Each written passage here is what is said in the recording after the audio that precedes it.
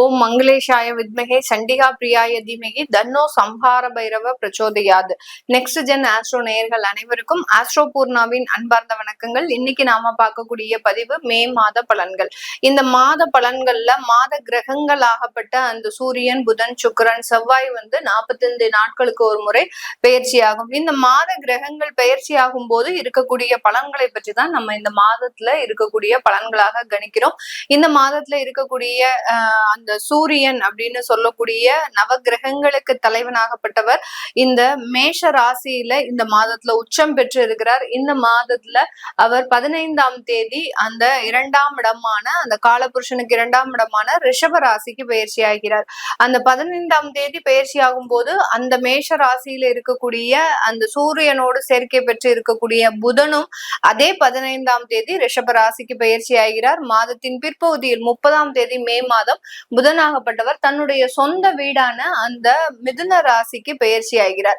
இந்த மிதுன ராசியில ஏற்கனவே குரு பகவான் இருக்கிறாரு. இவரோட சேர்ந்து அந்த ரிஷப ராசியில ஆட்சி பெற்று இருக்கக்கூடிய அந்த சுக்கிரன், மாத கிரகங்களில் முக்கியமான கிரகம் அப்படின்னு சொல்லக்கூடிய அந்த சுக்கிரன் ஆகப்பட்டவர் இந்த மிதுன ராசிக்கு 14ஆம் தேதி மே மாதம் பயிற்சி ஆகிறார். இந்த 14ஆம் தேதி மே மாதம் அப்படின்றது பாத்தீங்கன்னா இந்த ராசிக்கு குருவோட சேர்ந்து மிதுன ராசிக்கு குருவோட செயல்படக்கூடிய ஒரு டைம். அதனால இந்த குருவும் சுக்கிரனும் சேர்ந்து செயல்படும் போது அதிகப்படியான பண வரவுகள் அப்படின்றது அதிகப்படியான பேருக்கு இருக்கும். அடுத்து 12ஆம் தேதி மே மாதம், அதாவது இந்த மாதத்துல முதல்ல பயிற்சி ஆகக்கூடிய ஒரு கிரகம் அப்படின்னு பார்த்தோம்னா செவ்வாய் தான் பயிற்சி ஆகிறார். மீன ராசியிலிருந்து காலபுருஷனுக்கு 12ஆம் இடமான அந்த மீன ராசியிலிருந்து மேஷ ராசிக்கு தன்னுடைய சொந்த ஆட்சி வீடு இந்த செவ்வாய்க்கு. அதனால அந்த மேஷ ராசிக்கு பயிற்சியாகி வருகிறார். இந்த மாதத்துல பாத்தீங்கன்னா செவ்வாயாகப்பட்டவர் ஆட்சி பெற்று இருக்கிறார். அடுத்து பாத்தீங்கன்னா புதனாகப்பட்டவர் ஆட்சி பெற போறார். அடுத்து பாதி மாதத்தின் முற்பகுதியில சுக்கிரன் ஆட்சி பெற்றும் பிற்பகுதியில குருவோடு சேர்ந்தும் இருக்கக்கூடிய ஒரு கால சூழ்நிலை தான் இந்த மே மாதம் இருக்குது. இது எல்லாமே எந்தெந்த மாற்றங்களை ஒவ்வொரு ராசி என்பர்களுக்கு கொடுக்க போகுது அப்படின்றத இந்த பதிவுல தெளிவா பார்க்கலாம். இந்த சேனலை முதன்முறையா பாக்குறீங்க அப்படின்னா சப்ஸ்கிரைப் பண்ணிக்கோங்க, பெல் பட்டன்ல ஆல் ஆப்ஷன் சூஸ் பண்ணிக்கோங்க. கடகராசி என்பர்கள் காலபுருஷனுக்கு 4ஆம் இடம் கடகராசி சுகஸ்தானத்துல இருக்கக்கூடிய ஒரு ராசி என்பர்கள். ராசிக்கு அதிபதி சந்திரன்.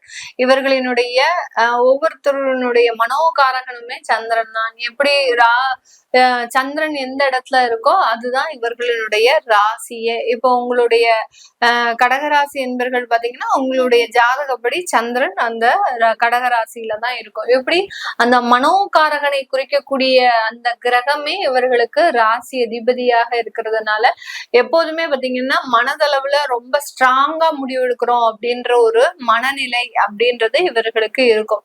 தான் செய்யறதுதான் கரெக்டான முடிவு. மற்றவர்கள் சொல்றத இவர்கள் பெரிய அளவுக்கு நம்பிக்கை இல்லாத ஒரு நபர்களாக தான் இருப்பாங்க. அதே மாதிரி மேனேஜ்மெண்ட் ஸ்கில் அப்படின்றது அதிகப்படியாக இருக்கும். ஒரு ஆளுமை திறன் அப்படின்றத ஒரு மிகப்பெரிய அளவுக்கு கையில எடுத்து செய்யக்கூடியவர்கள். நிறைய ஈவென்ட் மேனேஜ்மெண்ட் பண்றவங்க எல்லாம் பாத்தீங்கன்னா இந்த கடகராசி என்பவர்களாக தான் இருப்பாங்க. ஒரு கேட்டரிங், அடுத்து பாத்தீங்கன்னா ஈவென்ட் மேனேஜ்மெண்ட், அடுத்து பாத்தீங்கன்னா மற்றவர்கள் கிட்ட பேசி ஜெயிக்கக்கூடிய ஒரு தொழில் செய்யறது, பேசுறதுதான் வேலையே இவர்களுக்கு. அந்த மாதிரியாக அந்த பேச்சினால இருக்கக்கூடிய தொழில்கள் எல்லாம் செய்யக்கூடியவர்கள் இந்த கடகராசி என்பர்கள் தான். ஈவென்ட் மேனேஜ்மெண்ட் தொழில் எல்லாம் இருக்கக்கூடிய இந்த கடகராசி என்பர்கள் பாத்தீங்கன்னா இவர்கள் ஒரு பொருளை வச்சா அது அப்படியே மனம் கவரக்கூடிய அளவிற்கு அந்த பொருள் இருக்கும். அந்த அளவுக்கு இவர்கள் சாதாரணமா தான், ரொம்ப ரிஸ்க் எடுத்துலாம் செய்ய மாட்டாங்க. ரொம்ப சிம்பிளா செய்வாங்க. அந்த சிம்பிளான ஒர்க்குமே பாத்தீங்கன்னா மற்றவர்களை கவரக்கூடிய அளவிற்கு அந்த வேலை அப்படின்றது அதிகப்படியாக இருக்கும். எப்படி இருக்கக்கூடிய ராசி என்பர்களுக்கு இந்த மே மாதம் அப்படின்னு சொல்லக்கூடிய எப்படி இருக்க போகுது இந்த மாதத்துல அப்படின்னு கேட்டீங்கன்னா உங்களுடைய ராசிக்கு 11ஆம் இடத்துல சூரியன் வருகிறார். அடுத்து பாத்தீங்கன்னா உங்களுடைய ராசிக்கு 12ஆம் இடத்துல குரு சுக்கிரன் அப்படின்ற ஒரு சேர்க்கை இருக்கு. 10ஆம் இடத்துல செவ்வாய் ஆட்சி பெற்று இருக்கிறார். இது ஒரு மிகப்பெரிய ஒரு மாற்றம் தான். ஏன்னா ராசிக்கு 4ஆம் இடத்து அதிபதி, உங்களுக்கு சுகஸ்தானாதிபதி ஆகப்பட்ட அந்த செவ்வாய் உங்களுடைய ராசிக்கு 11ஆம் இடத்துல வருகிறார். சாரி, உங்களுடைய சுகஸ்தானாதிபதி சுக்கிரனாகப்பட்டவர் உங்களுடைய ராசிக்கு 11ஆம் இடத்துல வருகிறார். அதனால இந்த இடத்துல இருக்கக்கூடிய சில விஷயங்கள் உங்களுக்கு சாதகமாக இருக்கக்கூடிய ஒரு அமைப்பாக தான் இருக்கும். இந்த கடகராசி என்பர்கள் பாத்தீங்கன்னா இந்த மாதத்துல வீடு வாங்கணும் அப்படின்னு அடம் பிடிச்சு வாங்கக்கூடிய ஒரு தருணமாக இருக்கும். நமக்குன்னு ஒரு சொந்த வீடு அமையணும், நமக்குன்னு ஒரு நிலம் இருக்கணும் அப்படின்ற மாதிரியாக அந்த சொத்துக்களை நோக்கி டிராவல் பண்ணக்கூடிய ஒரு நேரமாக தான் இந்த கடகராசி என்பர்கள் இருப்பாங்க. இந்த இடத்துல இவர்கள் யார் சொன்ன பேச்சும் கேட்க மாட்டாங்க. இந்த மாதத்துல பாத்தீங்கன்னா தான் பிடிச்ச முயலுக்கு 3 கால் அப்படின்னு சொல்லக்கூடிய அளவிற்கு இந்த கடகராசி என்பர்கள் தான் நினைத்ததை சாதிக்கக்கூடிய ஒரு மாதமாக தான் இருக்க போகுது. அது எந்த இடமாக இருந்தாலும் சரி, அலுவலகத்துல இவர்கள் சொல்றதுதான் மற்றவர்கள் கேட்கணும்ன்ற இடத்துக்காக இவர்கள் மிகவும் ஒரு அதற்குண்டான சில முயற்சிகளை போடுவாங்க. நான் செய்ததுதான் சரி, இந்த இடத்துல இந்த மாதிரியான சில விஷயங்கள் இருக்கணும் அப்படின்னு அதை நோக்கி டிராவல் பண்ணக்கூடியவர்கள் தான் இந்த கடகராசி என்பர்கள் இந்த மே மாதத்துல இருக்க போறாங்க. அடுத்து பாத்தீங்கன்னா உங்களுக்கு சுயமாக, அதாவது பூர்வீக சொத்துக்கள்லாம் வரக்கூடிய ஒரு நேரம். இது நாள் வரைக்கும் அந்த பூர்வீக சொத்துல ஏதாவது ஒரு சின்ன ஒரு அங்காளி பங்காளி சண்டை இருக்கலாம். அடுத்து பாத்தீங்கன்னா அந்த பூர்வீக சொத்துக்களே வேண்டாம், அதை பராமரிக்க முடியாது நம்மளால, அந்த பூர்வீக சொத்துக்கள்னால நம்மளுக்கு நிறைய பிரச்சனைகள் இருக்கு அப்படின்னு கேள்விப்பட்டதுக்கு அப்புறம் அதன் மேல இருக்கக்கூடிய சில ஆர்வங்கள் குறைந்தாலும் இந்த இடத்துல இந்த கடகராசி என்பர்களுக்கு அந்த பூர்வீக சொத்துக்கள்னால சில மாற்றங்கள் ஏற்படக்கூடிய ஒரு தருணமாக இருக்கும். அந்த சொத்துக்கள் மூலமாக ஒரு வியாபாரம் கூட ஆரம்பிக்கிறதுக்கு உண்டான ஒரு தருணம். ஏன்னா பூர்வ புண்ணிய ஸ்தானாதிபதி அப்படின்னு சொல்லக்கூடிய அந்த செவ்வாய் 10ஆம் இடத்துல சஞ்சாரம் செய்யறதுனால, அதுவும் ஆட்சி பெற்று சஞ்சாரம் செய்யறதுனால அந்த பூர்வீக சொத்துக்கள்ல இருந்து வரக்கூடிய ஒரு பங்கோ இல்ல அதன் மூலமாக வரக்கூடிய சில விஷயங்களோ உங்களுக்கு ஒரு வியாபார நோக்கத்தோட தான் இருக்கக்கூடிய ஒரு நேரமாக இருக்க போகுது. இந்த காலகட்டத்துல வேலை இழப்புகள்லாம் இந்த மே மாதத்துல கண்டிப்பாக இருக்காது. சில பேர் ரொம்ப மனப்பதற்றத்தோட இருக்கிறீங்க கடகராசி என்பவர்கள். எதனால இந்த மனப்பதற்றம் அப்படின்றது பாத்தீங்கன்னா உங்களுடைய 12ஆம் இடத்துல குரு பகவான், அடுத்து பாத்தீங்கன்னா உங்களுடைய 2ஆம் இடத்துல கேது பகவான். அதனால உங்களுக்கு வருமானத்தின் மீது பெரிய அளவுக்கு ஒரு பதற்றம் இருந்துகிட்டே இருக்கு. எப்படா நம்மளுக்கு வருமானம் பாதிக்கப்பட்டுருமோ, வேலை போயிடுமோ இப்படின்ற ஒரு பதற்றமான ஒரு சூழ்நிலையில் இருக்கக்கூடிய இந்த ராசி என்பர்களுக்கு வேலை இழப்புகள் அப்படின்றது பெரிய அளவுக்கு இருக்காது. சில பேருக்கு எனக்கு வேலை போயிடுச்சு மேடம், எனக்கு மார்ச் மாதம் வேலை போயிடுச்சு, பிப்ரவரி மாதம் வேலை போயிடுச்சு அப்படின்றவங்களுக்கு எல்லாம் இந்த மாதத்துல வேலையும் கிடைக்கக்கூடிய ஒரு தருணமாக இருக்கும்.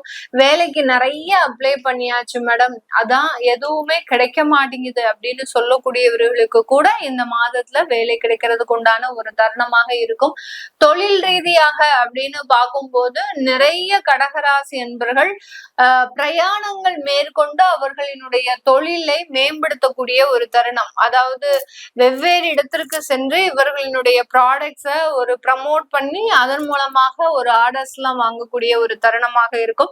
வெளிநாட்டுல தொழில் அமைப்புகளை ஏற்படுத்தக்கூடிய ஒரு நேரமாகவும் தான் இந்த மே மாதம் இருக்கு. அதனால யார் யாருக்கெல்லாம் தொழில் செய்யணும்னு ஆசை இருக்கோ, ஏன்னா எங்களுக்கு உழைச்சது போதும், தொழில் செஞ்சா நல்லா இருக்கலாம்னு நாங்க நினைக்கிறோம் அப்படின்னு நினைக்கக்கூடியவர்கள் உங்களுடைய ஜாதகத்தை முதல்ல பாத்துக்கிறது நல்லது. ஜாதகம்ன்றது பாத்தீங்கன்னா உங்களுடைய பிறந்த தேதி, பிறந்த நேரம், பிறந்த இடம், இத மாதிரியான சில அமைப்புகளை வச்சு அந்த ஜாதகம் கணிக்கும் போது அந்த ஜாதகத்துல இருக்கக்கூடிய தசாபுத்திகளின் அடிப்படையில் நீங்க தொழில் செய்யறதுக்கு தகுதியானவர், நீங்க வேலை செய்யறதுக்கு தான் தகுதி இருக்கு, உங்களுக்கு தொழில் செய்யறதுக்கு உண்டான தகுதி இல்லை அப்படின்றத நம்ம பார்த்து சொல்லலாம். அதனால தொழில் செய்யணும்னு ஆசைப்படுறவங்க தாராளமாக இந்த மாதத்துல உங்களுடைய ஜாதகத்தை பாக்குறது நல்லது. தொழில் செய்யறதுக்கு உண்டான அமைப்புகளும் உங்களுக்கு இந்த மாதத்துல கூடி வருவதற்குண்டான ஒரு நேரமாக தான் இந்த கடகராசி என்பர்களுக்கு இருக்க போது. இந்த கடகராசி என்பர்கள் இந்த காலகட்டத்துல பாத்தீங்கன்னா உங்களுடைய பிரயாணங்கள் அதிகரிக்க போகுதுன்னு சொன்னேன். அதே மாதிரி பாத்தீங்கன்னா உங்களுடைய